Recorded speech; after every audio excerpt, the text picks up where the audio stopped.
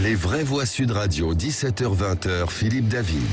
Retour des vraies voix avec Philippe Bilger, Françoise Degois et Pierre-Yves Martin. Depuis le début de la pandémie, on l'a un peu oublié, la pandémie, vu l'actualité, on parle des problèmes d'approvisionnement de microprocesseurs et de semi-conducteurs qui parfois bloquent des usines, comme des usines automobiles, faute de pièces. Nous sommes en compagnie de Sylvain Lecoustet, directeur général France d'Alcatel-Lucent Enterprise. Sylvain Lecoustet, bonsoir. Bonsoir. Depuis quand vivons-nous cette pénurie? Depuis 2 ans et le début de la pandémie? C'est juste après le début de la pandémie. En fait, c'est le fait que les usines se soient fermées, que les mines se soient arrêtées aussi, ce qui fait que ça a engendré en fait tout ce cumul de retard et on en paye les prix aujourd'hui en fait. Quels sont les secteurs les plus touchés? Tout ce qui touche à l'électronique globalement. Et donc beaucoup de choses alors. Quasiment tous nos quotidiens, ne serait-ce que les véhicules, le transport de manière générale, et puis derrière tous les computers, enfin tous les PC, les téléphones et co sont impactés fort. Pierre-Yves Martin, entrepreneur, quand vous entendez ça, quelle question vous voulez poser à Sylvain Lecoustet? Donc moi je représente, je suis consultant indépendant et je travaille pour le réseau de consultants indépendants One Man Support et donc du coup nos consultants interviennent sur ces problématiques que vous évoquez. Et c'est vrai que depuis la pandémie, il y a tout ce sujet autour de la supply chain, de la chaîne d'approvisionnement, qui a été bouleversé, qui a généré du coup des premières redéfinitions de modèles et qui voit là, aujourd'hui encore des remises en cause. Ma question, c'est comment, dans ce contexte-là, on communique avec le client final? Parce que c'est le client final qui est impacté. Alors, c'est pas que lui, hein. Il y a toute la chaîne, il y a l'actionnaire, il y a les intermédiaires, les distributeurs, mais c'est quand même le client final qui a pas forcément toujours la connaissance du pourquoi de je dois changer telle version dans mon produit, dans mon service, etc. Comment ça se passe? Vous arrivez à anticiper ça? C'est super intéressant. Très bonne question, parce qu'en fait, effectivement, à la base, déjà, il faut se restructurer en interne pour pouvoir apporter des réponses à nos partenaires et à nos clients finaux. Et la première des choses à faire, c'est bien acheter.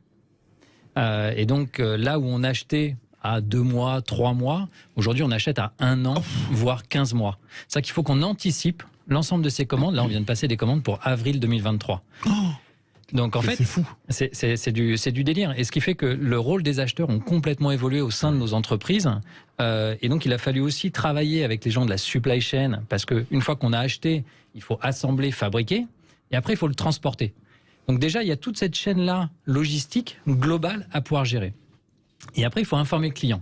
Et pour pouvoir acheter d'ici 15 mois, il faut pouvoir échanger, partager avec un client final. Et là, pour le coup, il faut ouvrir nos livres. Il faut ouvrir nos livres sur les projets. Jusqu'à présent, on travaillait sur une année glissante en termes de projets.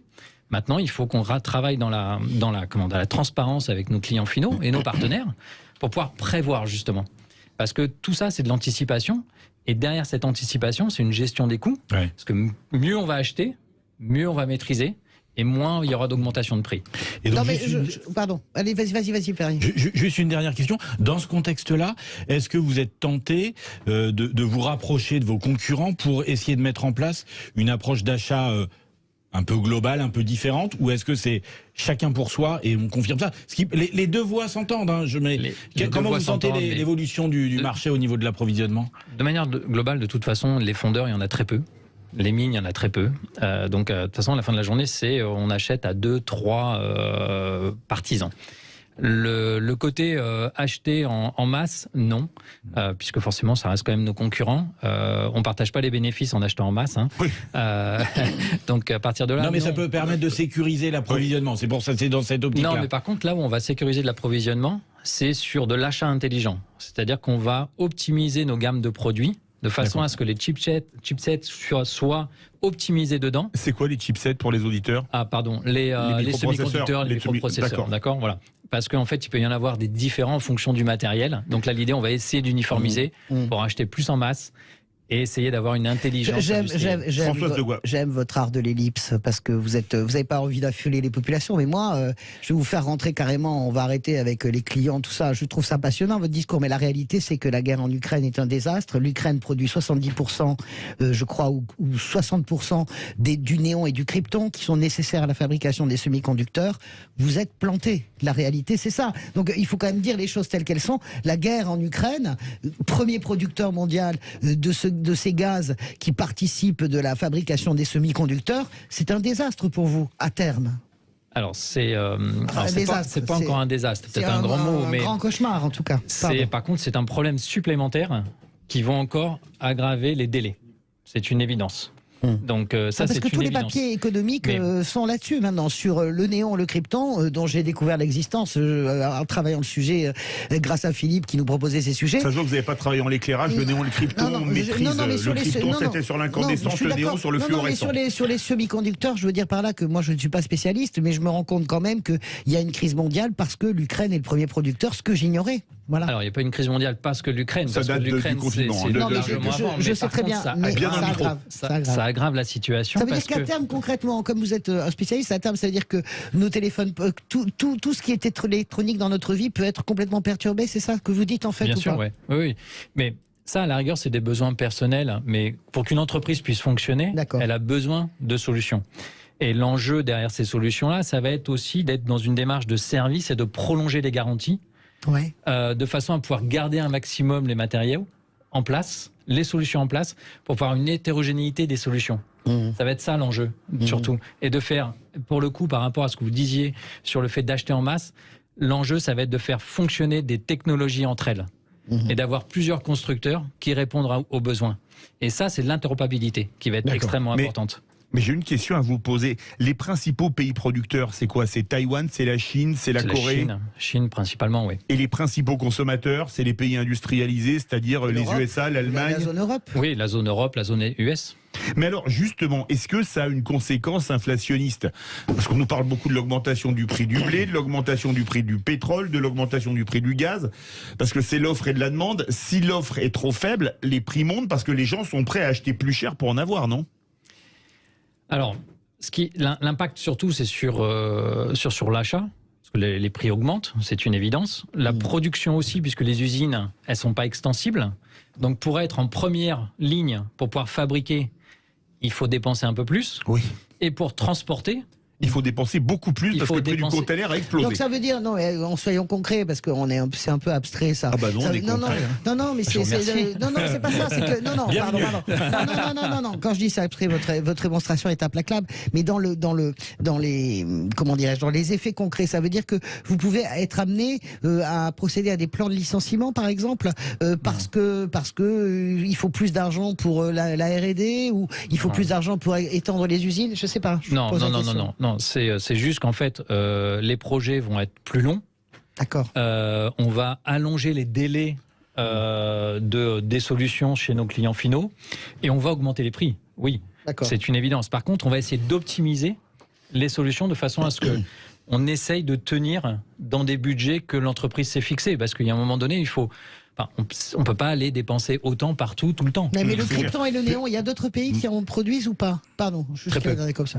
Voilà, c'est ça. Donc on est ficelés d'une certaine manière. Moi, j'adore les semi-conducteurs, mais je préfère les femmes et les hommes. Et donc, du coup, dans votre il est content d'être venu. Hein. Voilà. Merci. Vas-y, non, mais c'est bien d'exposer. Dans votre exposé, je me demandais comment vous vous organisez pour gérer cette planification, cette organisation du travail. Parce qu'on se rend bien compte qu'il y a un manque de visibilité sur les niveaux de volume d'approvisionnement, donc du coup après de production, de transformation, etc., d'assemblage. Comment vous faites? Comment les collaborateurs réagissent? Est-ce que c'est compliqué? Est-ce qu'ils entendent? Est-ce que vous y allez de manière un peu empirique parce que personne n'a la vérité? Comment ça se passe, cette organisation du travail? Sylvain Lecoustet. Vous avez très bonne question, vous aussi. C'est super intéressant parce qu'en fait, à l'époque, on travaillait avec un mode un peu silo quand même. Ouais. Les acheteurs travaillaient dans leur monde d'achat. Les gens de la supply chain travaillaient dans leur situation de dire ok, je vais récupérer le matériel, il faut que je le livre tant, etc., etc. Et je le stocke. Aujourd'hui, on a mis tous ces gens-là autour de la table. Et ça, vous faites des transversalités alors maintenant En fait, dans collaborateur, il y a le vrai mot de collaboration. Et là, en fait, on a cassé les silos des organisations et on fait en sorte que les gens travaillent ensemble, mais surtout pas simplement dans l'entreprise, mais on intègre les partenaires et on intègre nos clients finaux. Travailler dans la transparence, et c'est ça l'intérêt en fait, c'est vraiment de dire ce qu'on fait et de faire ce qu'on dit. Dernière question, on a beaucoup parlé, y compris le président de la République, d'autonomie, de relocalisation. Ce serait possible de relocaliser les usines de semi-conducteurs, de microprocesseurs en Europe en général et en France en particulier, ou elles vont rester en Chine, à Taïwan, en Corée, etc. Ce qu'il faut regarder, c'est surtout le temps de transformation entre le moment où on va extraire et le moment où on va souder et on va fabriquer. Si on commence à délocaliser cette partie-là, ça va allonger encore plus les délais.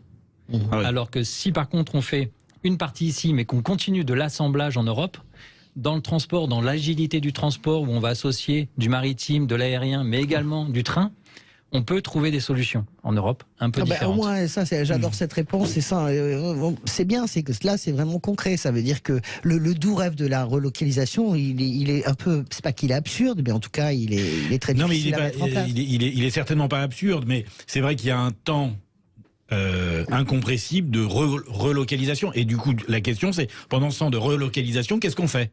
C'est ça, c'est un des sujets. Et surtout, c'est impossible. Ce que vous dites, c'est que entre le moment où on extrait et le moment où on fabrique, c'est impossible. Il faut apporter de la valeur. L'intérêt, c'est d'amener de la valeur. On amène la valeur en Europe, on amène la valeur en France, et là, on crée de l'emploi et on crée de l'attractivité. Super. Merci beaucoup Sylvain Lecoustet, directeur général France d'Alcatel-Lucent Enterprise, parce que ça nous concerne tous. J'ai un ami qui m'a dit qu'il avait demandé un devis pour une voiture et on lui a filé comme délai de livraison 1 an. Justement pour des problèmes de composants et de semi-conducteurs. C'est vraiment absolument hallucinant. Merci beaucoup à vous d'être venu dans les vraies voix de Sud Radio. Tout de suite, notre grand débat. Audiovisuel, faut-il privatiser l'audiovisuel public? Vous êtes 72,8% à dire oui. Vous voulez réagir, le 0826 300 300 et les réseaux sociaux.